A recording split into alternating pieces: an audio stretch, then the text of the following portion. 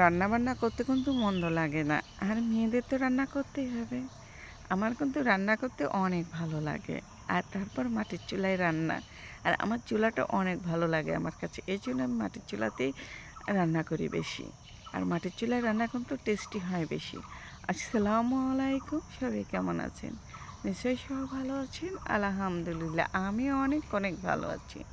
সকালে ভোরে উঠে হাঁটতে বের হয়েছি, আর এসে বাগানের দিকে তাকালাম যে বাগানের লিচুগুলো অনেকটাই বড় হয়েছে, লাল লাল হয়েছে, আবার হয়নি, খাওয়ার উপযুক্ত হয়নি।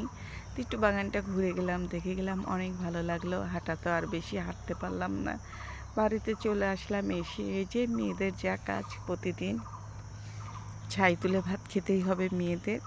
মেয়েরা যত শিক্ষিত হোক, যত বড় লেখাপড়াই হোক, যত বড় চাকরিই হোক, ছাই তুলে ভাত খেতেই হবে, রান্না বান্না করতে হবে, এটা কিন্তু মাপ নেই মেয়েদের, তাই না? এই যে ছাইগুলো তুললাম, আর এই যে চুলাটা ফেটে গিয়েছিল, মাটি লাগাইছিলাম, ওটাই আবার ফেটে গেছে। আবার এই যে লেপে দিচ্ছি, লেপে দিলে ঠিক হয়ে যাবে আর ফাটবে না।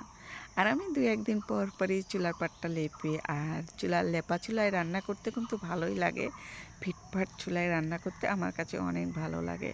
যাই হোক, চুলাটা লেপে ঘর বাড়ি যে ঝাড়ু দিয়ে নিচ্ছি, ঘরগুলো ঝাড়ু দিয়ে, যে উঠান ঝাড়ু দিয়ে, যে বাইরে ময়লাগুলো ফেলে দিতে আসছি। আজ সকালে কিন্তু আমি রান্না করিনি। আমি হচ্ছে গুল্লা গুল্লা পেঁয়াজ কিনছিলাম, আর পেঁয়াজ দিয়ে পান্তা ভাত খেতে আমার অনেক ভালো লাগে। এই জন্য আজ আমি পান্তা রেখেছি, আর এই যে গুল্লা গুল্লা পেঁয়াজ দিয়ে পান্তা খেয়ে নিচ্ছি। মচমচে পেঁয়াজ ছিল, খেতে আমার অনেক ভালো লাগছে। আজ ভয়েস দিতে লাগেও কিন্তু আমার আবার খেতে ইচ্ছা করছে। আর এই ভিডিওটা কিন্তু অনেক কয়েকদিনের আগে, অসুস্থর কারণে আমি ভিডিওটা দিতে পারিনি। আর আমার কাছে তেমন কোনো ভিডিও ছিল না, আজকে যে ভয়েস দিয়ে ভিডিওটা ছাড়তেছি। আর এই যে বাজার থেকে বাঙ্গি কিনে নিয়ে আসছিলাম, আর লাউর শাকের ডাঁটাতেও রান্না করেছি কয়েকদিন আগেই। আর এই যে শাকটা ছিল, আর শাক ভাজি করব, আর এই যে কল্লা দিয়ে চিংড়ি মাছ ভাজি করব। আর চিংড়ি মাছগুলো তেমন ভালো ছিল না, এই জন্য বাছতে লাগলাম, কেমন যেন হয়ে গেল।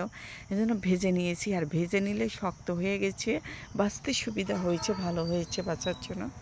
তারপরে যে বেছে নিয়ে যে কল্লা ভাজি করে নিচ্ছি। আর চিংড়ি মাছ দিয়ে কল্লা ভাজি খেতে আমার অনেক মজা লাগে, আর আপনাদের ভাইয়া তো ভীষণ পছন্দ করে, আমিও অনেক পছন্দ করি। কল্লা ভাজি করে তুলে নিয়ে, আর এই যে এখন লাউ শাক ভাজি করে নেব।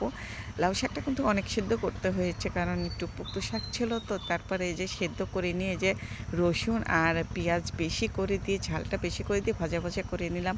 রান্না বান্না শেষ, দুপুরে খাওয়া দাওয়া করে একটু রেস্ট নিয়ে এই যে আমার ছাগলকে খাওয়ানোর জন্য বের হয়েছি। বাড়ির পিছনে যে ঘাস আছে অনেক, চড়াটের পর বসে ছাগল খাওয়াচ্ছে। আর এই আমার সাথে যুদ্ধ লাগিয়ে দিয়েছে, আমাকে বসতেই দিচ্ছে না। ও চড়াটের পর আমাকে ঢিসে তুলে দিচ্ছে, যত মানা করতেছি তত তুলে দিচ্ছে। আজ এই পর্যন্ত, টাটা।